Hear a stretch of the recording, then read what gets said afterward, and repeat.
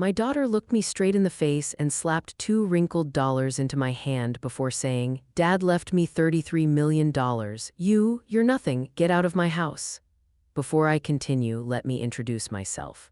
My name is Linda Parker. I'm 62 years old, and I never thought the child I raised with love would one day throw me out like garbage. If you're watching this, tell me where you're listening from and make sure you subscribe, because women like me go through hell in silence, and I'm done being silent. Now, let me tell you what happened next. I didn't even have time to react. Sienna, my only daughter, my miracle baby, was already waving the will like a victory flag. "Dad left everything to me," she spat. "The house, the company, all 33 million, you don't get a penny." I blinked, stunned, my ears ringing. My husband had been dead less than 24 hours. The funeral flowers were still in the living room. His favorite mug was still on the counter, and my daughter was evicting me. "Sienna, honey, you must be confused," I whispered, reaching for her hand. She yanked it back like touching me might stain her. "Don't act clueless, Mom. You've lived off us long enough. It's embarrassing. You were a housewife, not a partner. Dad knew it. I know it. You don't get the fortune." Housewife, not partner, after 38 years of marriage. I felt something snap inside me, quiet, painful, like a rubber band stretched too far. Two men stepped into the doorway behind her, not friends, not family, movers. She had hired movers to throw me out. "Ma'am," one said, not even looking me in the eye, "you have 15 minutes to gather your personal items." I laughed, a broken, shocked laugh. 15 minutes, I breathed. Sienna shrugged. "I have a nail appointment at 5. Please don't drag this out." The movers were already unplugging lamps, pulling my blankets off the bed, stacking boxes. I grabbed what I could, my wedding ring, a sweater that still smelled like my husband, a photo of him holding me during our first Christmas. That was all she allowed. When they pushed me out the front door, Sienna stood there with her arms crossed, perfectly composed. She leaned in, lowered her voice, and whispered, "Try not to embarrass me, Mom." The door slammed. Just like that, 38 years of family became nothing. I sat in the taxi with that plastic bag on my lap, staring at the $2 in my hand. $2, my daughter's final gift. But 12 hours later, in that motel room that smelled like bleach and cigarettes, my phone rang. It was my husband's lawyer. His voice was almost amused. "Linda, did your daughter even read the real will?" And that's when I realized Sienna had just destroyed herself and she had no idea. When I answered the phone, my hands were still shaking. I had barely slept on that lumpy motel mattress and my eyes felt like sandpaper from crying. But the moment I heard Attorney Collins' voice, something inside me went still.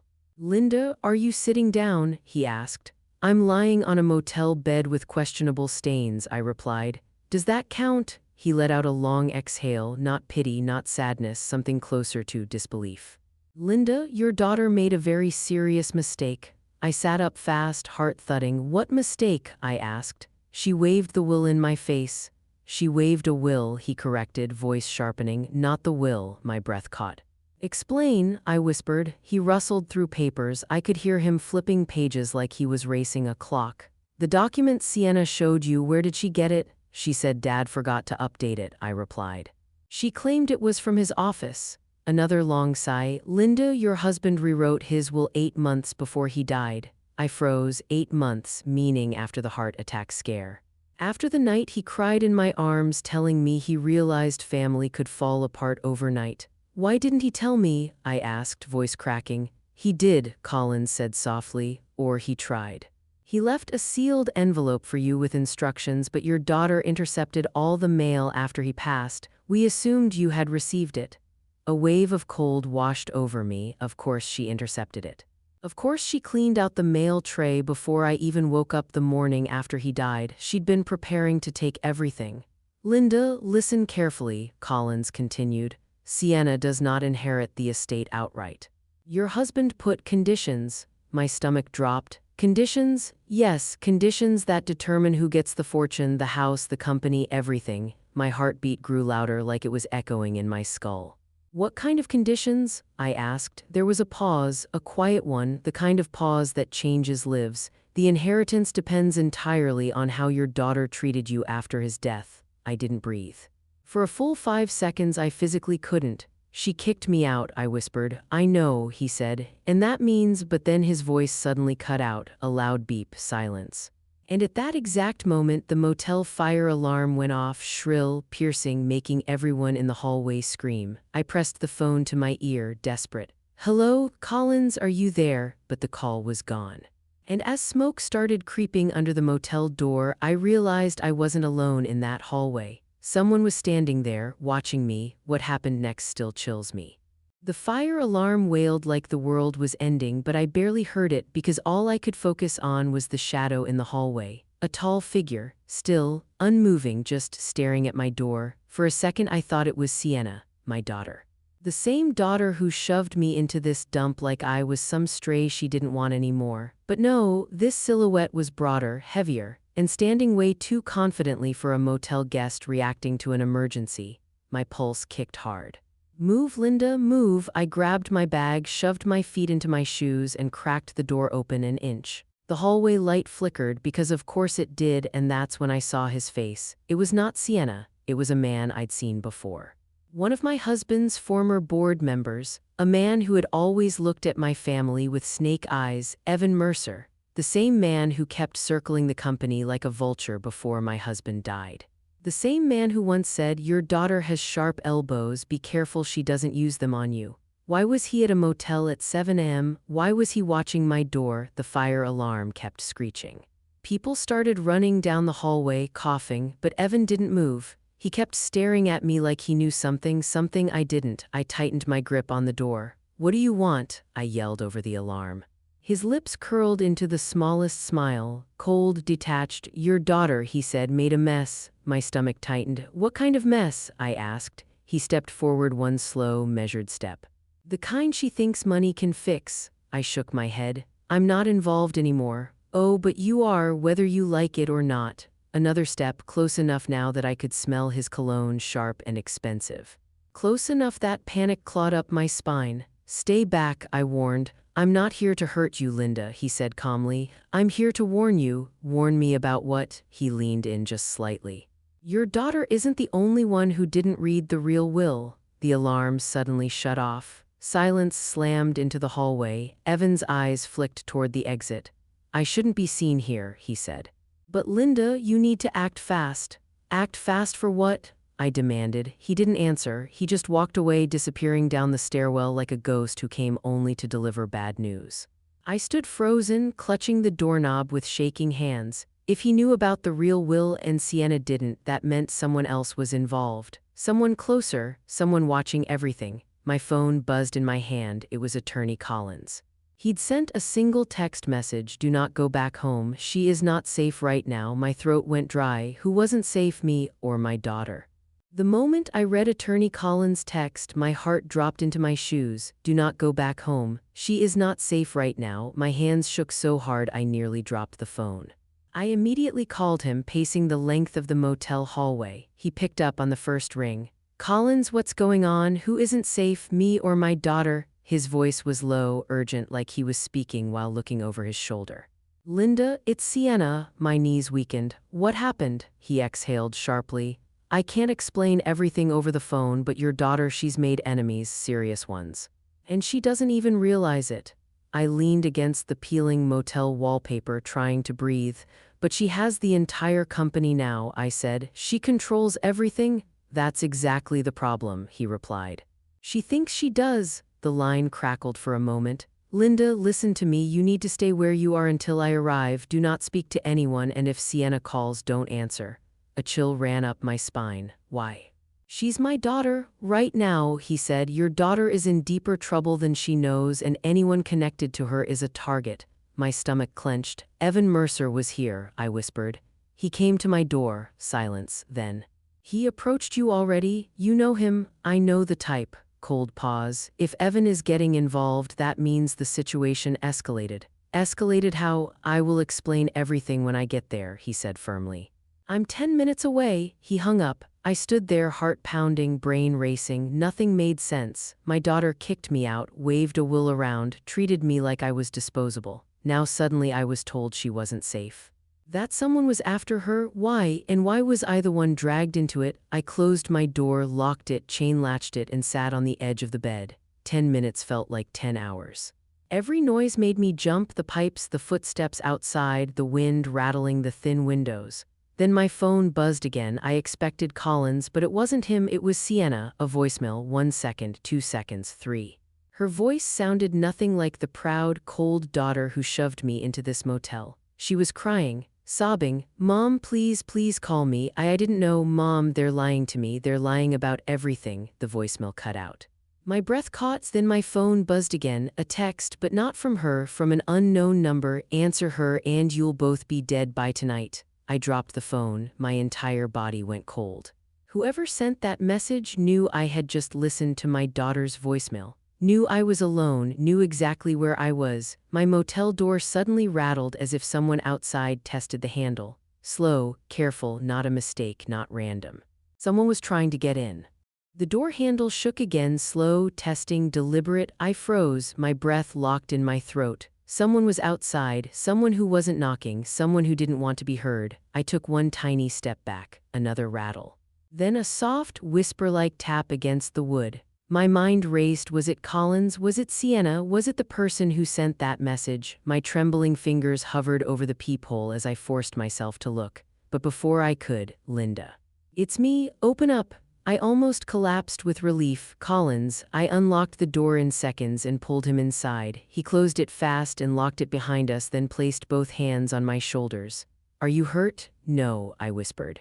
"Someone was outside. Someone sent a message." He held up a hand. "I know, and I need you to stay calm. There's a lot you don't know yet." I swallowed hard. "Then tell me why my daughter is begging for help while strangers tell me to stay away from her." He ran a hand through his hair, pacing the tiny motel room like a caged animal. "Linda, the will your daughter waved around, the one she used to throw you out?" "Yes, it isn't valid." The room tilted. I don't understand." The document she used was a draft, not the final signed version. "Your husband changed everything 2 months before he died. He left the entire $33 million, the house, and the company in your name." My heart slammed against my ribs. But then why didn't he tell her? "Why didn't he?" "He planned to," Collins said, "but he died before he could. And Sienna found the outdated draft in his office. She assumed it was the real one." I stared at him, dizzy. "So, she kicked me out of my own estate?" "Yes," he said quietly, "and the moment she took over the company, she made enemies." My throat tightened. "What enemies?" "The kind your husband kept at bay for decades. Investors he refused, partners he shut down, men who wanted control of that company so badly they would do anything to get it." A cold shiver ran down my spine. "And now they're going after her," he nodded. "And because you're the actual legal owner, they're now going after you." My knees nearly buckled. "I didn't ask for any of this," I whispered. "I know," he said softly, "but we need to act fast." "Tonight?" I sat down on the edge of the bed, feeling the world collapsing around me. "What do we do now?" Before he could answer, his phone lit up. He looked at the screen, his face drained of color. "What is it?" I asked. He showed me the message, a picture of Sienna, not crying, not calling, not begging, but tied to a chair, duct tape over her mouth, terror in her eyes, and under it a single line: "Bring the real will, or she's gone." I pressed my hand over my mouth as a scream clawed its way up my throat. I stared at the image on Colin's phone, so long my vision blurred. Sienna tied to a chair, wrists bound, eyes wild with terror. My daughter, my baby, the same girl who tossed me out like trash, now trapped in someone else's nightmare. My voice cracked. "Collins, is this real?" He zoomed in on the picture, no filters, no staging, no joke. "This was taken less than an hour ago," he whispered. "There's metadata, they want you scared. And they're doing a damn good job." I pressed my palm against my chest, trying to steady my breathing. How did she get involved with people like this?" "She didn't," he said. "Your husband did. And she inherited all his unfinished problems the second she claimed the company." A cold, nauseating truth washed over me. Sienna thought she'd stolen a golden empire, but she had stepped into a lion's den. I wiped tears off my cheek and forced myself to breathe. "What do they want with the will?" I asked. Collins sat on the edge of the desk, jaw tight. "They want the company, the real will gives it to you. If they can force you to hand it over." He didn't finish the sentence. He didn't need to. My hands shook violently. "We call the police," I said. "Right now." He shook his head instantly. "No, if you involve law enforcement, they'll panic." These men aren't bluffing, and if they think the police are coming, he looked at me with a seriousness I had never seen before. They'll remove the evidence, including Sienna. My body went cold. So what do they want us to do? I asked. They want a meeting, he said, a private handoff. You bring the real will, they give you your daughter. And then, my voice barely came out. He didn't respond, because we both knew the answer wasn't good. Silence filled the room like fog. Only the humming motel A/C kept me tethered to reality. Finally, I stood up, not because I was brave, but because I didn't have the luxury of fear. Where are they? I asked. Collins looked at me with something like respect. A warehouse outside the city. They sent an address. It's a trap, obviously, but they think you're desperate enough to walk into it. I am, I whispered. She's my daughter. Even if she hated me, even if she betrayed me, even if she destroyed everything I had left, she was still mine. I grabbed my coat. Let's go, but Collins didn't move. There's something else, he said quietly. I turned slowly. His eyes locked onto mine. If we show up empty-handed, they'll kill her. If we show up with the will, they'll kill both of you. My blood froze. Then what do we do, Collins? He exhaled, his voice dropping to a whisper. We don't bring the real will. He lifted a folder from his bag. We bring a perfect fake, and while you distract them, he opened the folder. I take them down, my heart hammered. You're going in with me? His answer was low, steady, chilling. I'm not letting you walk into hell alone. Before I could respond, his phone buzzed again, another message. This time it wasn't a picture, it was a video, Sienna screaming, "Mom, hurry," before the screen went black. My legs nearly gave out. The video replayed in my mind over and over, Sienna thrashing against the ropes, screaming my name, her voice cracking with real, unmistakable fear. Not entitlement, not arrogance, not greed, pure terror. Collins grabbed his keys and the fake will, but my body felt frozen, locked between rage and dread. We move now, he said. Every minute we wait is a minute they get bolder. I forced my trembling hands to steady themselves. I'm ready, but the truth was, I wasn't. No mother could ever be ready for this. We drove in silence, the kind that vibrates with everything unsaid. The headlights carved through the night, the road vibrating beneath us. With every passing mile, the world felt darker, heavier, like the air itself was warning us to turn back. After nearly 40 minutes, we reached the outskirts of the city, an industrial graveyard of abandoned warehouses, shattered windows, rusted metal, and shadows thick enough to swallow a person whole. Collins parked far enough away not to be seen. This is where they told you, I whispered. He nodded once. They picked it because nobody would hear screaming. My stomach twisted. We stepped out, gravel crunching under our shoes. Collins handed me a small earpiece. For communication, if things go sideways, you follow my voice, no hesitation. I slid it into my ear. Collins, you've done this before, haven't you? He didn't answer, which was an answer. A single light glowed inside the warehouse like a dying star. When we approached the entrance, a man stepped out, tall, broad, face hidden under a ski mask, muscles bulging under his jacket. He looked at me first. Then at the folder in Collins' hand. You brought the will, his voice was gravel. I nodded, trying not to let him see how badly my knees were shaking. Where's my daughter? Inside, he growled. Alive for now. Collins stepped forward. You'll get the will when we see proof, live proof. She's okay. The man lifted a radio. She's awake, bring her. A moment later, 2 more masked men dragged Sienna into view. Her hair was tangled, makeup smeared, wrists bound, and a gag tied loosely at her mouth. But her eyes, those big brown eyes I raised, lit up the second she saw me. Mom, she tried to scream through the gag. I stepped forward instinctively, but the first man shoved a hand up. One more step and her next breath is her last. Collins squeezed my arm, grounding me. The man nodded at the folder. Give it. My hands shook as I held it out. Not because I was afraid of them, but because this was the moment everything hinged on. Everything. He snatched the folder, flipped it open, and for a split second, relief washed over his posture. It's legit, he said to the others. Let her go, but before he could finish the sentence, Collins moved. Fast, so fast I didn't even see the full motion, only heard the impact, the grunt of pain, the crash of a body hitting metal. Chaos exploded. One man lunged at Collins. Another grabbed Sienna, tightening his grip around her throat. A third reached for something, maybe a knife, maybe a gun. The warehouse erupted into shouts, fists, movement, violence. And then, a gunshot cracked through the air. Sharp, deafening, I froze, Collins froze, everyone froze, and slowly, the man holding Sienna staggered back, hands slipping from her shoulders, a dark stain spreading across his chest before he collapsed to the floor. I didn't fire that shot, but someone else did. From the shadows, another figure stepped forward, aiming a gun directly at me. A voice echoed through the warehouse, "Hand over the real will, or neither of you leave alive." The gun stayed trained on me, steady, unshaking, professional. This wasn't one of the masked men. This person moved differently, cleaner, colder, calculated. Collins stepped in front of me instantly, shielding me with his entire body. "Drop the weapon," he growled. The voice that came back was smooth, mocking, almost amused. "Oh, Collins, always so dramatic. Relax, if I wanted her dead, she'd already be on the floor." A chill ran down my spine. They stepped closer, past the flickering warehouse light into full view, and the world tilted. It was Isabella, my daughter's childhood best friend, the girl who used to sleep in our guest room, who drew pictures at my kitchen table, who used to call me Mama June.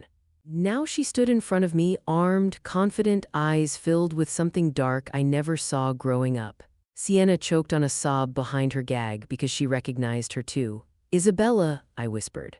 "What are you doing here?" she smirked. "Funny how you say that like you didn't see this coming." Collins stiffened. "You're the executor's assistant." She shrugged casually. "For now, put the gun down," I said, forcing my voice to stay calm.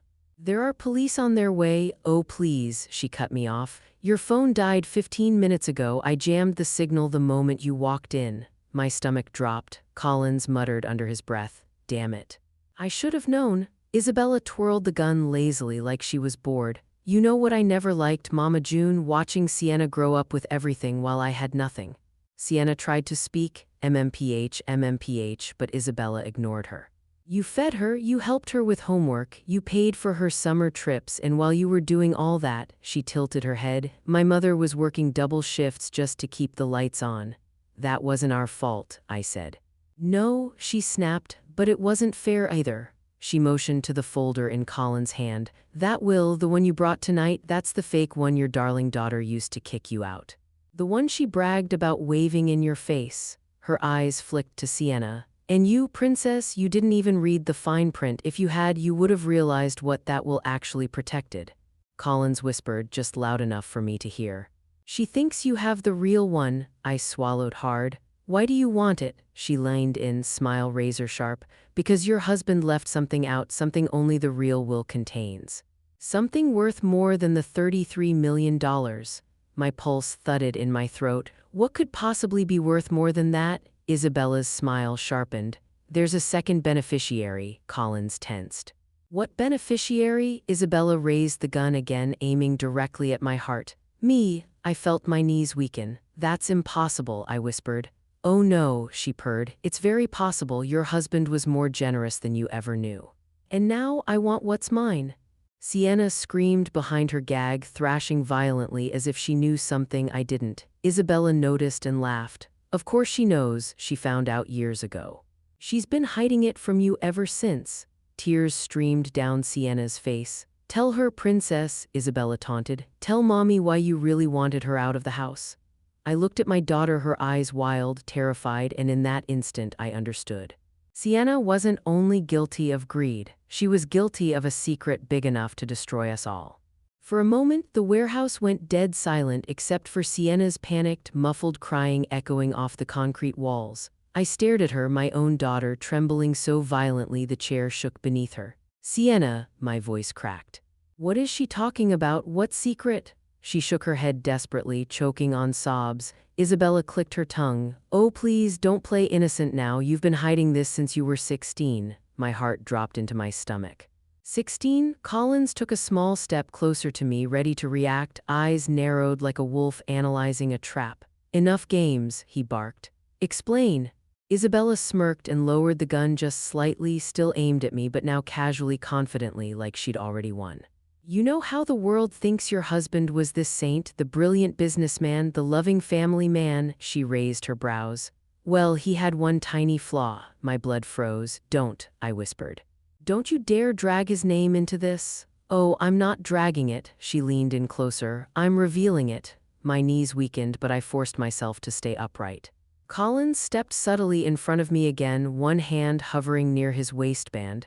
Isabella didn't even blink. Your husband, she continued, was kind to a lot of people. He helped a lot of people. Sometimes a little too much. I felt the breath punch out of me. No, no, he would never. Relax, she said. This isn't about cheating. He never touched my mother or me. Nothing like that. A wave of relief hit me, only to twist immediately into something worse. But there was something, Isabella added, and Sienna found out first. I turned to my daughter again. She was shaking her head, crying, trying to speak, her gag muffling everything. Just tell her, Isabella taunted. It will be fun to watch. Collins suddenly snapped, cut it out and spit it out. Now? Isabella rolled her eyes but obeyed. Fine, she raised her chin. The second beneficiary listed in the real will, the one your husband signed 5 days before his death, is someone he considered family. My stomach tightened. Who? I whispered. She leaned closer until I could smell her perfume, cold and sharp. Me, she repeated softly, but not because he loved me. A beat of silence. It's because I'm his daughter. The room spun. No, my voice came out hollow. That's impossible. Your mother, he didn't know, Isabella snapped. His brother did. My mother had an affair with him, not your husband. Her eyes burned. But the man who raised me. The one who actually cared, the one who helped us when no one else did, that was your husband. I felt my knees buckle, nearly collapsing. He sent us money, she continued. Paid for my school, bought my mother medicine, quietly. Always quietly, and when he died, he left me something too. My throat closed. Why would Sienna hide that? I whispered. Isabella smiled like a blade, because Sienna found the letter. The letter explaining everything. She gestured at my daughter. She knew she wouldn't get the whole fortune if I existed, so she hid me, hid the letter, hid the truth. I stared at my daughter, my own flesh trembling, sobbing, avoiding my eyes. I felt something deep inside me crack. Before I could speak, Isabella lifted the gun again. So here's how this works, Mama June. You tell me where the real will is, or I show your daughter what betrayal really looks like. Her finger tightened on the trigger.